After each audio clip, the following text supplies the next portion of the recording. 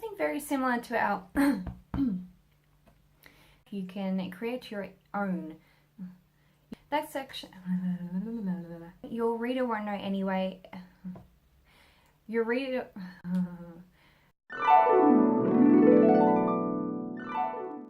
Hi guys, my name is Dahlia and welcome to my channel. I've said this like a million times on my channel, but I'm so sorry for going MIA.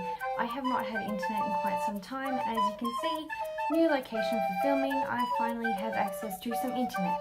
So I'm hoping I can continue this series to the end in one go. As I've said in previous videos, there is a downloadable PDF version of this entire series on my website if you would like to take advantage of that. And go ahead, it is very comprehensive, but it does not cover all bases. But you don't have to, write down or answer all of the questions, because there are, to be honest, way too many, and it can get quite time consuming actually. So what exactly is this video about? The title says personality, but really what is that? I have put it into two main categories. One, your character's emotions, and two, their beliefs. So subcategory one is whether your character has pets or not. If they don't, this part is really not necessary at all for your character profile, but if they do, it is actually a good way to get some insight into your character's personality and who they are and how they react with animals and, say, their pets, which also refers to how they act with other people. So what's the character's pet's name? Is there a story attached to this? What is the meaning of the name? Just like with your character, your pets could also have names that have meanings. So I have a book right here, which is 100 names for your baby.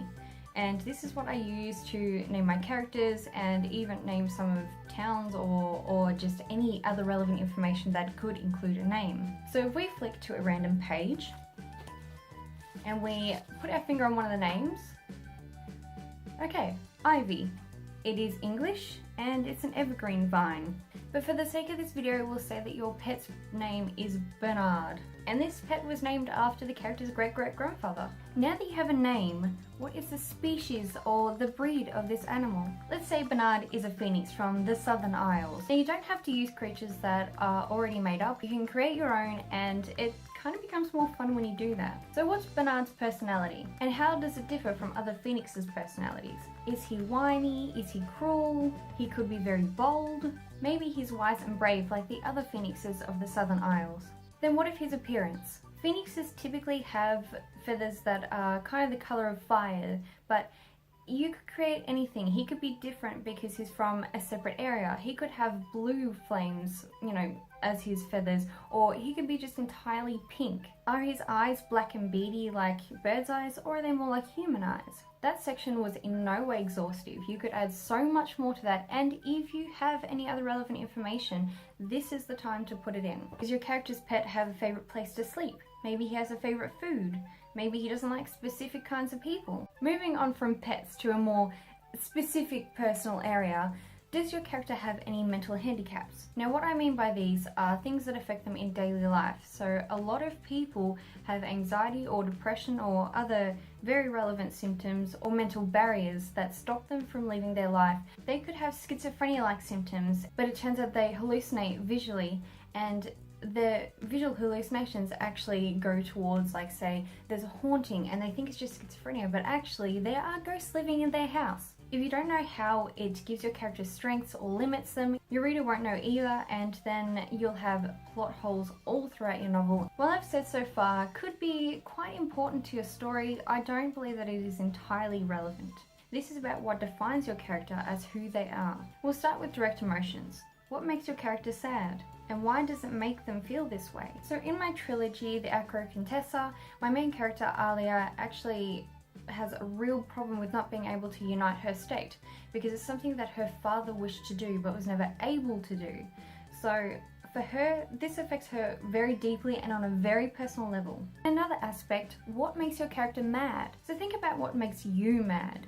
For me, it is being lied to or, disrespected. What really makes your character's teeth just clench and makes them want to punch a wall? Say your character lives in a dystopian world. We'll go something like the Hunger Games here, and they want something more for their world, but obviously their world is under such strict control that they can't do anything about it. The authority is swamping them. But why does this piss them off? With Katniss, She gets roped into all these things. So what pisses her off the most is that there is inconsistency. She's told that that's the end, but then bam, next book, she's straight back into it again for whatever reason, because the authority of the country and the states doesn't want her around. But in saying that, what makes your character happy?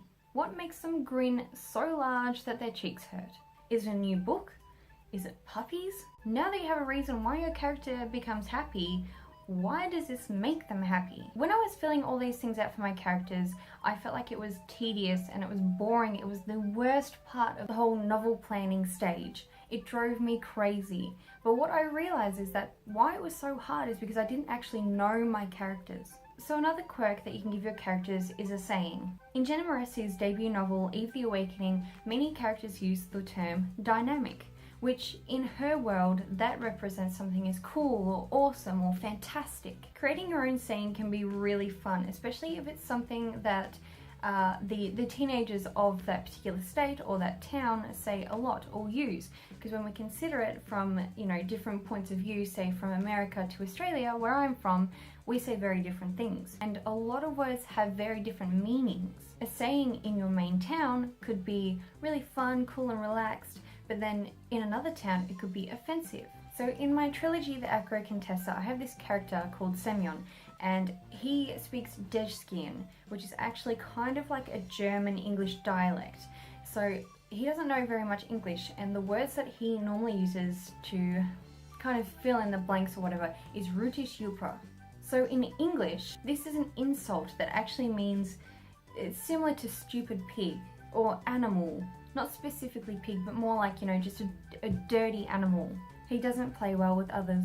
On that note, what is your character's philosophy? What is a term, sentence, or word that your character lives by? So in the second book of my trilogy, The Acro Contessa, my main character Alia actually uses the terms rise up a lot. Don't be passive, you need to be active and you need to act on your goals and you need to sort stuff out and not have other people try and sort it out for you. We've only just touched on the surface here, but let's dig a little deeper. What is your character's best memory? And you guessed it, why is it your character's best memory? Say one year your character received a toy dinosaur for Christmas. Why does this matter so much to them? Maybe that was the Christmas that they last saw their father.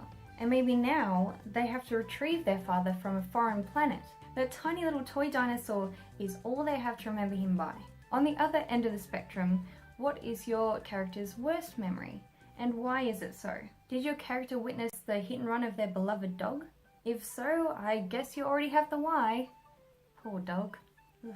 Now you may be asking yourself, why is this important? Well, that's why I'm here to help. Not only does this show a small portion of your character's history, it also provides a weakness. None of this information may be relevant at all in your entire story or your entire series, but getting to know your character better is better for you to be able to write them correctly. Something very similar to our previous topics is your character's greatest fear. Does your character have a phobia that limits them? Or do they simply fear confrontation? There are many things that your character could be petrified of, and really you're only limited by your imagination. But the more important question is, why do they fear this? As an example, I'm terrified of heights. Even just thinking about being on something tall makes my neck tingle and my palms sweat. Now let's get slightly magical. Is your character spiritual? This is not to be confused with religion. That comes later. Spirituality is more focused on your character's inner self and the way they behave because of this. Generally, I would say this refers more to being a naturalist or say witchcraft, because it's not really a religion, and perhaps, people consider hippies more of a spiritual thing. But you can relate it to anything that your little heart desires. If your character is spiritual, what makes them this way? Do they harness gems for their humbling power? Do they partake in ayahuasca ceremonies? They may just carry around an aura of calm. Next, we move on to religion. There are hundreds to choose from, but I won't list them here. I will, however, tell you about the one that I made up for my trilogy. So again, bringing about this character Semyon, the Dezhskian male. He is from a town called Dezhsky in Voronikov. The people here are generally Veronican, the root word here being Vernoka. In English, this loosely translates to healing light. They believe in the healing properties of the full moon and celebrate a long-standing tradition where they ground themselves underneath the light of it. This tradition is called Ovaki, but this is only just the basics of the religion. While religions tend to ground the worshippers, they have this more of a humble and loving attitude. There's always this one little sinful habit that can be associated with your characters. So what is it with your character? Are they greedy with money? Are they an alcoholic? Maybe they're rebellious or self-absorbed. Once you have this flaw or blessing noted down, think about why they indulge. If your character has deep-seated issues, their only moment of sanity might be from drowning their sorrows in some whiskey. Get creative, really dig right down to the nitty-gritty of your characters. Speaking of the nitty-gritty, what's your character's choice of weaponry? This might surprise you, but it actually says a lot about their personality. Take Aragorn, Legolas, Gimli, and Gandalf for example.